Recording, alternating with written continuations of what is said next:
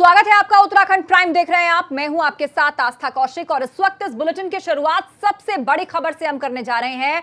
पूरे देश में 2 हफ्तों के लिए लॉकडाउन को बढ़ा दिया गया है और यह लॉकडाउन अब 17 मई तक जारी रहेगा। हरिद्वार जिला रेड जोन में शामिल किया गया है। जोन के हिसाब से जान लीजिए आप कहां रहते हैं। इसके अलावा देहरादून, नैनीताल ऑरेंज जोन में शामिल किए गए हैं, जबकि प्रदेश के जो बाकी 10 जिले हैं वो ग्रीन जोन में शामिल हैं। इस वक्त की बड़ी खबर, कौन सी गाइडलाइंस है वो भी जान लीजिए। शॉपिंग मॉल, सिनेमा घर, जिम, स्पा ये सब बंद रहेगा। रेड जोन में कोई राहत नहीं मिलेगी। ग्रीन और ऑरेंज जोन में कुछ राहत जरूर दी गई है। रेल, हवाई जहाज, स्कूल सभी जोन्स में बंद रहेंगे। देश में 2 हफ्तों के लिए इस लॉकडाउन को बढ़ाया गया है। यह बड़ा फैसला इस वक्त लिया गया है। हालांकि मजदूरों के लिए राहत वाली बात यह है कि उनको ट्रेन से जाने की अनुमति होगी, सुविधा उनको ट्रेन से वापस भेजने की दी जा रही है। लेकिन 3 जोन्स में फिलहाल सूबे को बांटा गया है, रेड, ऑरेंज और ग्रीन। 17 मई तक लॉकडाउन का ये 3rd वॉल्यूम जारी रहेगा।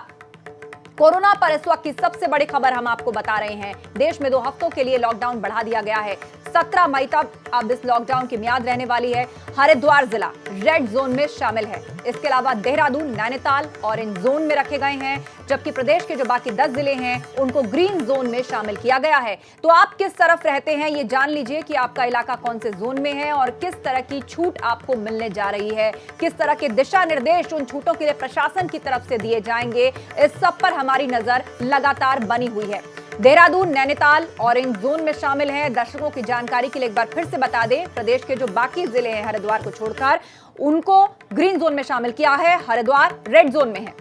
देश में यह लॉकडाउन 2 हफ्ते के लिए बढ़ाया गया है। ग्रीन जोन में शराब की दुकानों को खुला रखा जाएगा, यह एक अहम बात है। पान की दुकान खुल सकेगी। यह सब ग्रीन जोन के लिए है। देहरादून, नैनीताल ऑरेंज जोन में शामिल किए गए हैं, जबकि प्रदेश के जो बाकी 10 जिले हैं उनको ग्रीन जोन में रखा गया है। कोरोना से जुड़ा हुआ इस वक्त का बड़ा अपडेट हम आपको बता रहे हैं, लेकिन पूरे उत्तराखंड से आज एक जो सकारात्मक और राहत की खबर निकल कर आई वो ये कि फिलहाल कोई नया पॉजिटिव मामला शामिल नहीं हुआ है लिस्ट में। और अब आपको सीधे लिए चलते हैं। हमारे ब्यूरो चीफ अजीत सिंह राठी इस वक्त देहरादून से हमारे साथ लाइव जुड़ रहे हैं। अजीत, हमने दर्शकों को बता दिया कि कौन से जिले ऑरेंज, रेड और ग्रीन जोन्स में रहने वाले हैं। रेड जोन में कहा जा रहा है किसी तरह की कोई छूट नहीं है। ऑरेंज जोन में किस तरह की छूटें मिलने जा रही हैं और क्या गाइडलाइंस या दिशा निर्देश प्रशासन की ओर से आम लोगों को दिए गए हैं?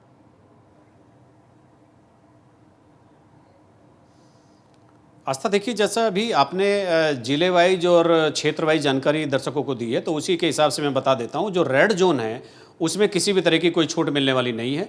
वहां और ज़्यादा मॉनिटरिंग को तेज किया जाएगा और प्रभावी किया जाएगा। जो ऑरेंज सेक्टर हैं, चूँकि हालांकि देहरादून भी आज ऑरेंज में आ गया है, लेकिन जिस तरह से अभी स्थिति में बहुत नियंत्रित तौर पे ये नहीं कहा जा सकता कि नियंत्रण में है सब कुछ, तो मुझे नहीं लगता कि देहरादून नगर निगम के भीतर किसी तरह की छूट मिलेगी। हालांकि 2-3 दिन पहले ही जिला प्रशासन की तरफ से नगर निगम सीमाओं के भीतर जितनी भी फैक्ट्रियाँ हैं वो इस शर्त पर खोलने की अनुमति दी गई है, अगर उनकी लेबर उनके पास है तो वो प्रोडक्शन का काम शुरू कर सकते हैं। तो इसके अलावा किताबें और जो इलेक्ट्रिसिटी की दुकानें हैं, जिनकी गर्मियों में जिन उपकरणों की आवश्यकता होती है व्यक्ति को, उनकी दुकानें खोलने के लिए भी एक आदेश हो गया है। तो ये इतनी छूट तो राजधानी में भी मिल गई है। और इसके अलावा हरिद्वार चूँकि बहुत ही संवेदनशील श्रेणी में आ रहा है, हरिद्वार में मुझे नहीं लगता अभी कोई छूट मिलने वाली है। नैनीताल और देहरादून में थोड़ी थोड़ी छूट मिलेगी। उधम सिंह नगर, हरिद्वार अभी थोड़ा टाइट रहेंगे और यहाँ पर प्रभावी अनुश्रवण की एक ज़रूरत रहेगी। मॉनिटरिंग का एक दायरा बढ़ाया जाएगा।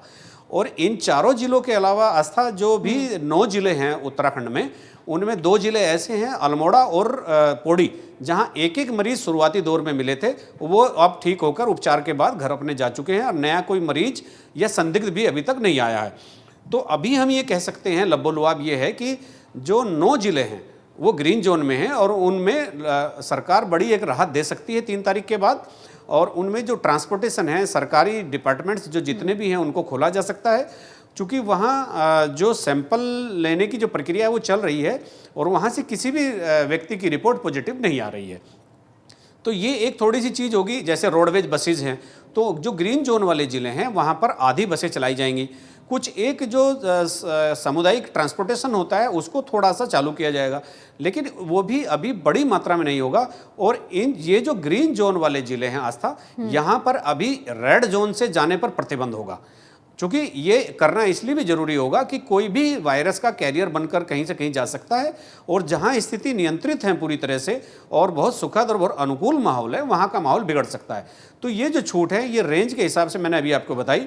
देहरादून में पहले ही ढिलाई हो चुकी है, नैनीताल में पहले ढिलाई हो चुकी है, हरिद्वार और ऊधम सिंह नगर अति संवेदनशील जोन में है, और बाकी जो जिले हैं वो ऑरेंज ग्रीन में जा चुके हैं, और वहाँ अभी किसी तरह की कोई दिक्कत नहीं है। लेकिन वहाँ भी बाहर से किसी जिले से जाने पर किसी भी तरह के आवागमन पर पूरी तरह से प्रतिबंध रहेगा।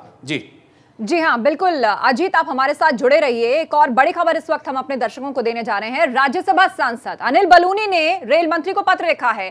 दरअसल नॉन स्टॉप ट्रेनों के संचालन पर यह बातचीत हुई है। रेल मंत्री पीयूष गोयल से फोन पर उन्होंने बातचीत की है। उत्तराखंड के लोगों को वापस लाने का आग्रह इस पत्र के माध्यम से उन्होंने किया। मुंबई, पुणे, इंदौर, मंगलुरु, जयपुर, गुजरात के साथ साथ देश के अन्य इलाकों में जो उत्तराखंड से जुड़े हुए लोग हैं वो फंसे हुए हैं, उनको वापस उनके गृह राज्य लाने का आग्रह किया गया है। और इस वक्त हमारे साथ सीधा अनिल बलूनी फोन लाइन पर जुड़ रहे हैं। अनिल जी, वैसे तो आज केंद्र सरकार ने खुद ही कहा है कि ट्रेनें चलाई जाएंगी, मजदूरों को उनके गृह राज्य भेजा जाएगा। पीयूष गोयल जी से आपकी बातचीत हुई है, तो क्या आश्वासन मिला है? नहीं, देखिए, एक तो मैं प्रधानमंत्री नरेंद्र मोदी जी का और पीयूष गोयल जी का आभारी हूँ जिन्होंने की ये रेल वाली सुविधा शुरू की है। और इस वक्त बहुत बड़ी संख्या में गुजरात में, महाराष्ट्र में, इंदौर में उत्तराखंड के लोग हैं। ये इतनी दूर है कि इनसे बाय रोड आना संभव नहीं है। इसीलिए मैंने रेल मंत्री जी से आग्रह किया है कि अगर यहाँ से डायरेक्ट ट्रेनें उत्तराखंड के लिए चल सके तो उससे बहुत लोगों को लाभ होगा। रेल मंत्री जी ने मेरी बात को सुना और बोला कि बिल्कुल इस पर विचार करेंगे, और निश्चित तौर पर आप मान के चलिए कि मैं रेल मंत्री जी को कन्विंस करके उत्तराखंड के लोगों को, जो हमारे भाई बाहर फंसे हुए हैं, उनको ला सके। हम लोग इसकी प्रयास कर रहे हैं और जल्दी ही इस बारे में जो विस्तृत जानकारी है मैं आप लोगों से साझा करूंगा। जी बिल्कुल अनिल जी, आपको आश्वासन जैसा आपने बताया पूरा मिला है, सरकार पूरा कोऑपरेट करेगी। लेकिन एक बड़ी समस्या ये भी आएगी कि इन तमाम राज्यों में जो लोग फंसे हैं उनकी संख्या हजारों में हो सकती है, तो उनको यहाँ पर लाना, फिर उनका टेस्ट कराना, उनको क्वारंटीन में रखना, आइसोलेशन में भेजना, तो इसकी भी क्या व्यवस्था पहले से सरकार कर रही है?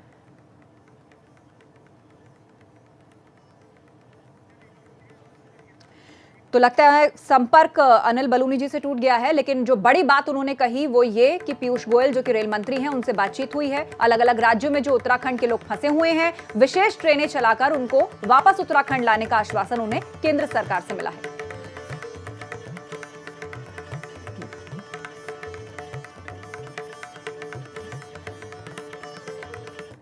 और आइए अब एक मैप के जरिए आपको हम समझाते हैं कि दरअसल पूरे उत्तराखंड में जितने जिले हैं उनको रंग के हिसाब से हम दिखा रहे हैं किस जोन में रखा गया है। हरिद्वार रेड जोन में है, इसके अलावा देहरादून, नैनीताल को ऑरेंज जोन में रखा गया है। बाकी के जो 10 जिले पड़ते हैं उन सबको ग्रीन जोन में रखा गया है। उत्तरकाशी, टिहरी गढ़वाल, देहरादून, रुद्रप्रयाग, चमोली, बागेश्वर, अल्मोड़ा, पिथौरागढ़ और चंपावत ये सब ग्रीन जोन में है। नैनीताल, देहरादून ऑरेंज जोन में। अजीत सिंह राठी हमारे ब्यूरो चीफ हमारे साथ लगातार लाइव जुड़े हुए हैं। अजीत जी, हमने अनिल बलूनी जी से भी बात की है, उन्होंने साफ कहा है कि केंद्र सरकार से उन्हें आश्वासन मिला है कि जो मजदूर हैं अलग अलग राज्यों में फंसे हैं, विशेष ट्रेनों से उनको यहां पर लाया जाएगा। तो उसके लिए भी राज्य सरकार को एक बड़ा और व्यापक इंतजाम करना होगा। बड़ी तादाद में मजदूर आएंगे, उनके मेडिकल टेस्ट करना, उनको क्वारंटीन में रखना, उनको ठहराने की व्यवस्था करना। आस्था, देखिए, इस समय जो देश में मेडिकल इमरजेंसी लगी हुई है उसमें ये जो व्यवस्थाएं हैं एक निरंतर चलने वाली व्यवस्थाएं हैं। टेस्ट की, क्वारंटाइन की, सैंपल लेने की, ये तमाम चीज़ें पहले से चली आ रही हैं। जैसे पिछले दिनों कोटा और प्रयागराज से उत्तराखंड के सैकड़ों छात्रों को यहाँ पर लाया गया। मुख्यमंत्री उत्तर प्रदेश ने अपनी बसों में सैकड़ों छात्रों को यहाँ भेजा जो इलाहाबाद में अध्ययन कर रहे थे। उससे पहले कोटा में फंसे हुए छात्रों को निकाला गया, उनको यहाँ लाकर क्वारंटाइन कर दिया गया। तो देखिए, ये परिस्थितियाँ बहुत ही विषम होती हैं। जो लोग दूर होते हैं और ऐसी परिस्थितियों में जहां उनका कोई अपना नहीं होता, वो हर हालत में अपने घर पहुंचना चाहते हैं और उनकी यही सर्वोच्च प्राथमिकता होती है कि किसी भी हालत में रहें, भूखे रहें या पेट भर के रहें, अपने घर रहें। तो ये जो ट्रेन वाली जो व्यवस्था है, एक तो दूरी तो इस पर एक मुख्य कारण है ही, तो ट्रेन की नॉन स्टॉप ट्रेन की जो व्यवस्था है, इसमें बीच में कोई कहीं ना रुके, ट्रेन आए, ट्रेन पहले से सैनिटाइज हो, ट्रेन आए, जहां लोग सब उतरे वहां एक कैंप में उनको क्वारंटाइन कर दिया जाए। इस तरह की व्यवस्था अनिल बलूनी जी ने यहाँ सरकार के माध्यम से बनाने की एक बात कही है।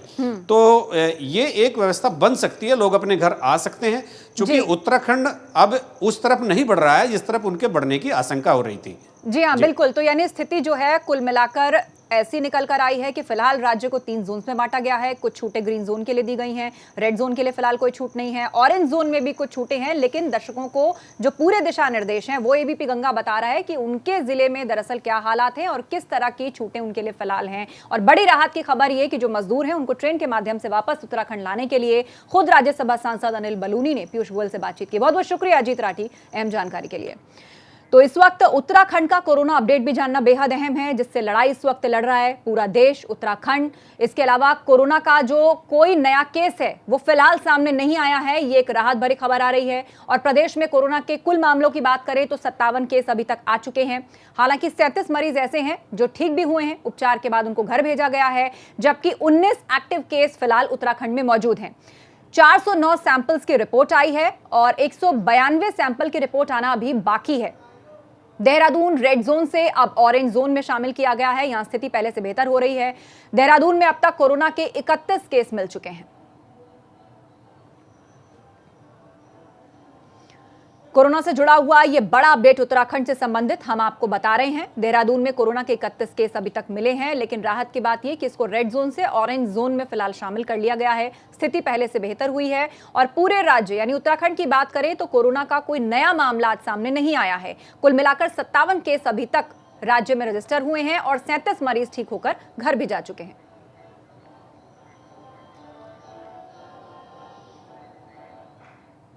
उधर ऋषिकेश एम्स में स्थित महिला की मौत पर अस्पताल का दावा है कि महिला की मौत कोरोना की वजह से नहीं हुई है। अस्पताल ने यह भी कहा है कि महिला के अलग अलग अंगों ने काम करना बंद कर दिया था, जो कि उसके मौत की वजह है। बताया जा रहा है कि महिला को 22 अप्रैल को ब्रेन स्ट्रोक की बीमारी के चलते एम्स में एडमिट कराया गया था। 27 अप्रैल को महिला की कोविड-19 जांच भी की गई थी, जिसमें वो पॉजिटिव पाई गई। डेथ की वजह कही गई है कि मल्टीपल ऑर्गन फेल्योर हुआ, जिसके कारण इस महिला की मौत हुई है।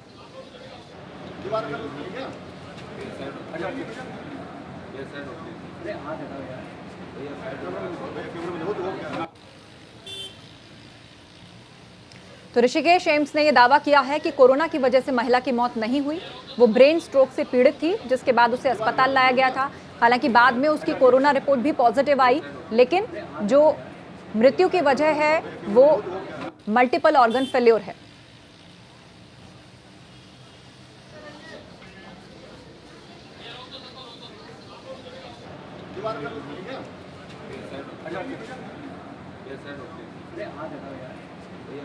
ऋषिकेश से ये अहम खबर।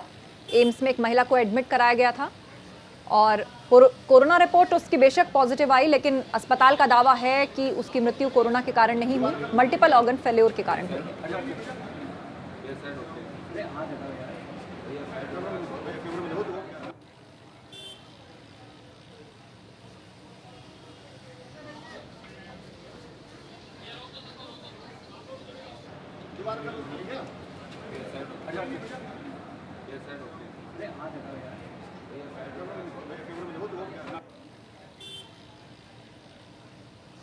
और आइए अब आपको सुनवाते हैं उत्तराखंड के सीएम त्रिवेंद्र सिंह रावत इस वक्त क्या कुछ कह रहे हैं। नमस्कार सभी उत्तराखंडी भाई बहनों को बहुत बहुत शुभकामनाएं। और आज मैं फिर आपके बीच में हूं।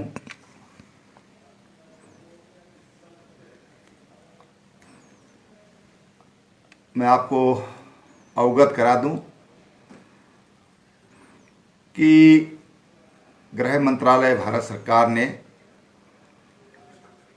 अंतर्राज्यीय जो लोग कैंपों में रह रहे हैं या अन्य लोग हैं उनको अब प्रवास की छूट दी है। और पिछले 24 घंटों में लगभग 85,000 से अधिक लोगों ने रजिस्ट्रेशन किया है अपने गांव की तरफ लौटने के लिए। ये हमारे लिए एक बहुत जिम्मेदारी का काम आज मिल गया है। लॉकडाउन के दौरान उत्तराखंड के पहाड़ी इलाकों के लोगों की मुसीबत कम नहीं हो रही। जोशीमठ में नेशनल हाईवे 58 पर कंचनजंगा के पास ग्लेशियर टूटकर हाईवे पर आ गिरा। हम तस्वीरें आपको दिखा रहे हैं। इस वजह से कंचनजंगा नाला बंद हो गया है। इस साल हुई बर्फबारी के बाद BRO 5 पर बद्रीनाथ नेशनल हाईवे को खोला जा चुका है। नेशनल हाईवे पर कई जगह 50 से लेकर 60 फीट मोटे हिमखंड गिरे हुए हैं, जिन्हें काटकर रास्ता बनाया गया है। 15 मई को बद्रीनाथ धाम के कपाट खुलने हैं, मगर हाईवे पर ग्लेशियर गिरने से प्रशासन की मुश्किलें बढ़ गई हैं। नेशनल हाईवे का हाल फिलहाल आप देखिए, जहां पर प्रशासन जुटा हुआ है बर्फ हटाकर रास्ते बनाने के लिए। इस बुलेटिन में फिलहाल इतना ही, लेकिन आगे की खबरों के लिए आप जुड़े रहिए BP गंगा के साथ।